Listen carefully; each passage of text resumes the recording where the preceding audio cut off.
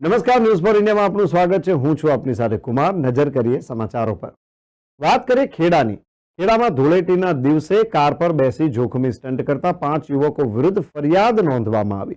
Nadiad town પોલીસે જાતે ફરિયાદી બની સ્ટન્ટ કરતા યુવકો સામે ફરિયાદ દાખલ કરી હતી। ખતરનાક સ્ટન્ટ કરતા યુવકો દ્વારા સોશિયલ મીડિયામાં લાઇક મેળવવા જતા યુવાનો પર પોલીસની કાર્યવાહી કરવામાં આવી હતી। 5 પૈકી 2 યુવકો કારના બોનેટ પર અને અન્ય 2 યુવાનો કારના વિન્ડોમાંથી અડધું શરીર બહાર કાઢી સ્ટન્ટ કરતા હતા। કોલેજ નહેરથી વાણિયાવડ સર્કલ થઈ પેટલાદ રોડ તરફના વિસ્તારમાં વિડીયો બનાવ્યો હતો અને સોશિયલ મીડિયામાં વાયરલ થયેલા વિડીયોને આધારે કાર્યવાહી હાથ ધરવામાં આવી હતી। સ્ટન્ટ કરતા 5 યુવકોની નડિયાદ ટાઉન પોલીસે અટકાયત કરી હતી। આ સાથે વાયરલ વિડીયોમાં દેખાયેલી કારને પોલીસ દ્વારા ડિટેઇન કરવામાં આવી હતી। આ અંગે પોલીસે વધુ તપાસ અને કાયદેસરની કાર્યવાહી પણ હાથ ધરી છે।